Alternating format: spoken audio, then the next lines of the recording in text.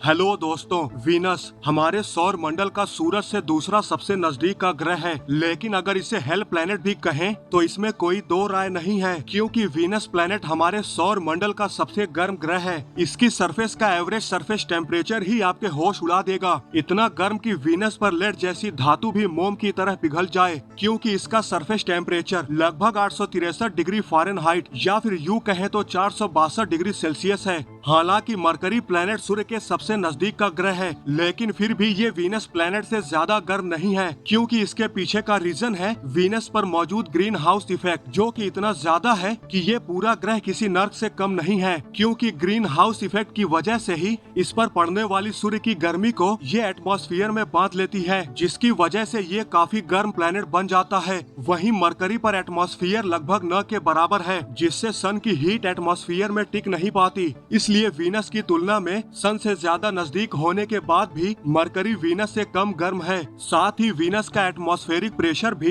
पृथ्वी के atmospheric pressure से 92 गुना ज्यादा है। दोस्तों, ये तो बात रही उन वजहों की जो प्लेनेट के एटमॉस्फेयर की वजह से है, जिसने वीनस को इतना भयानक करके रखा हुआ है। लेकिन दोस्तों, कोई भी प्लेनेट कितना गर्म या कितना ठंडा होगा या उसके एटमॉस्फेयर की कंडीशन कैसी होगी, ये सब उस प्लेनेट के सौर मंडल में उसके लोकेशन पर डिपेंड करता है। सोचो, अगर वीनस प्लेनेट हमारे सौर मंडल का पहला प्लेनेट यानी सूर्य के सबसे नजदीक का ग्रह होता तो ये नर्क और कितना भयानक हो जाता। या फिर वीनस प्लूटो की जगह होता, तब वीनस पर सिचुएशन कैसी होती।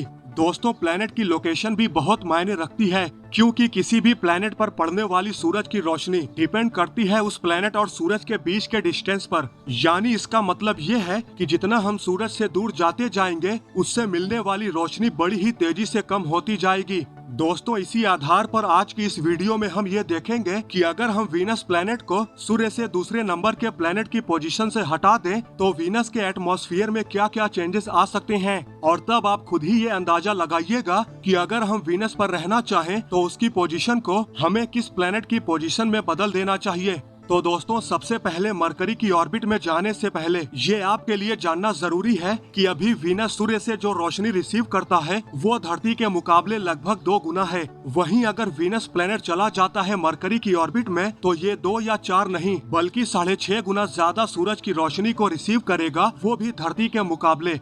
और ये कहने की जरूरत भी नहीं है कि इतनी ज्यादा हीट रिसीव करने पर वीनस का टेम्परेचर कितना होगा। ये जानकर आपके तोते उड़ जाएंगे, क्योंकि वीनस का सरफेस टेम्परेचर मरकरी के ऑर्बिट में दाखिल होते ही 462 डिग्री सेल्सियस से बढ़कर सीधा लगभग 727 डिग्री सेल्सियस तक पहुंच जाएगा, जो इसे नर्क से भी बदतर बना देगा। यानी कि इस नई पोजीशन पर वीनस के एटमॉस्फेयर में एल्यूमिनियम भी किसी मोम की तरह पिघल जाएगा। दोस्तों, अभी तो हम वीनस प्लेनेट को हेल प्लेनेट तक कह देते हैं, लेकिन आप कमेंट सेक्शन में बताइए कि अगर वीनस मरकरी की जगह पर होता तो अपने 727 डिग्री सेल्सियस के भयानक सरफेस टेम्परेचर के साथ, तब इसे आप क्या कहते। खैर चलिए, अब चलते हैं धरती की ओर। अब देखते हैं कि अगर वीनस को धरती की जगह पर रखा जाए तो इसके एटमॉस्फेयर में क्या फर्क पड़ेगा। दोस्तों, वास्तव में अगर वीनस पृथ्वी की जगह पर होता और हम वीनस पर रह रहे होते तो यकीन मानिए कि आप 227 डिग्री सेल्सियस के तापमान को झेल रहे होते। हाँ, मगर ये वीनस के अभी के तापमान से तो काफी कम होता, लेकिन हमें तो ऐसा ही लगता ना कि हमें किसी गर्म ओवन या किसी आग की भट्टी में छोड़ दिया गया है। अगर वीनस धरती की जगह भी होता तो वो तब भी हमें बहुत ज्यादा गर्म लगता, बिल्कुल असहनीय, कम से कम तो हमारी बर्दाश्त से तो बाहर ही होता। अब यहाँ पर सवाल तो ये पैदा होता है कि उसी पोजीशन पर तो हमारे ग्रह यानी धरती पर काफी सामान्य टेम्परेचर है, तो वीनस इतना गर्म कैसे रहेगा। तो दोस्तों, फॉर योर काइंड इन्फॉर्मेशन, धरती के एटमॉस्फेयर में 78% नाइट्रोजन और 21% ऑक्सीजन गैस पाई जाती हैं, जो कि काफी हल्की गैस होती हैं। वहीं सिर्फ 0.04% ही कार्बन डाइऑक्साइड गैस यहाँ पर पाई जाती हैं, जिससे धरती की सरफेस पर तो सूरज की रोशनी पड़ती है, लेकिन इसे कोई धरती के एटमॉस्फेयर में बांध नहीं पाता, क्योंकि हल्की गैस काफी ज्यादा मात्रा में पाई जाती हैं, इसलिए हीट रिफ्लेक्ट हो जाती हैं। वहीं वीनस के एटमॉस्फेयर में 96% कार्बन डाइऑक्साइड गैस पाई जाती हैं, जो कि काफी भारी गैस है, जिसकी वजह से वीनस का एटमॉस्फेयर काफी डेंस हो जाता है, जो सन से मिलने वाली हीट को एटमॉस्फेयर में बांध कर रख लेती हैं, उसे रिफ्लेक्ट नहीं करती, इसलिए इसका एटमॉस्फेयर काफी गर्म बन जाता है।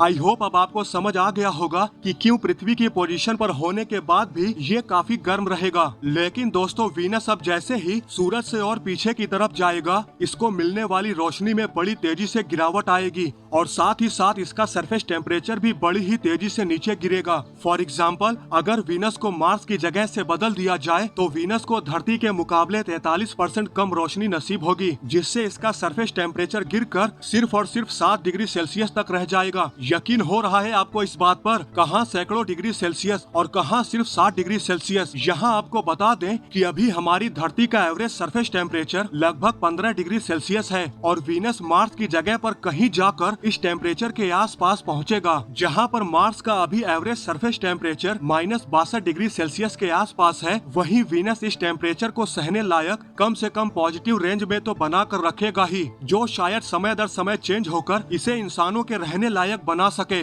खैर चलिए अब चलते हैं जुपिटर की जगह वीनस को रिप्लेस करके देखते हैं। तो दोस्तों वीनस को जो सूरज की रोशनी जुपिटर की जगह पर जाकर मिलेगी, वो होगी हमारी धरती को रिसीव होने वाली रोशनी का सिर्फ और सिर्फ 4%। जरा सोच कर देखिए, इतनी कम रोशनी उस बाहरी दुनिया तक पहुंचती है और यहाँ पर वीनस का जो सरफेस टेम्परेचर होगा वो गिरकर हो जाएगा -63 डिग्री सेल्सियस के आसपास। उस टेम्परेचर पर पानी हमें सिर्फ आइस फॉर्म में ही मिल पाएगा। हालांकि वीनस अपना सारा पानी, जो उसकी अभी करंट की पोजीशन सन से दूसरे नंबर पर है, वहाँ पर अपना पानी पहले ही खो चुका है। लेकिन कैसे, ये अभी तक एक बहुत बड़ी मिस्ट्री बनी हुई है। अगर आप चाहें तो हम इस पर एक वीडियो बनाकर आपके सामने पेश कर सकते हैं। अगर आप चाहते हैं तो कमेंट सेक्शन में जरूर बताइएगा। तो दोस्तों जुपिटर से भी आगे जाने पर वीनस का टेम्परेचर बड़ी ही तेजी से नीचे गिरने लगेगा और ये टेम्परेचर -173 डिग्री सेल्सियस तक पहुंच जाएगा। सोलर सिस्टम के दूर दराज इलाकों में हमें वीनस का टेम्परेचर और भी ज्यादा ठंडा देखने को मिलेगा, जो कि कभी भी एक रहने लायक ग्रह नहीं बन सकता है।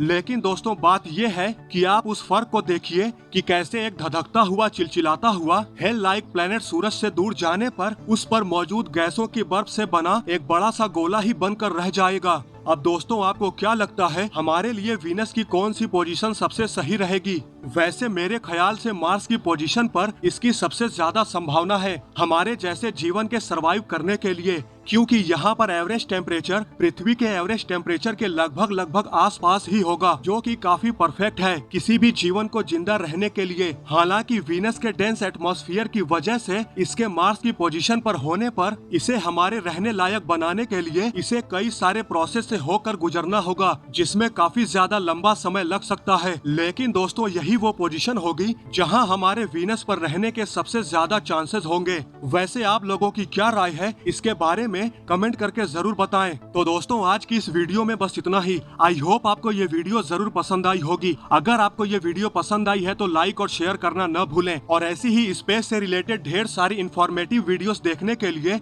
हमारे चैनल को सब्सक्राइब करना बिल्कुल भी न भूलें। तो मिलते हैं नेक्स्ट वीडियो में। जय हिंद।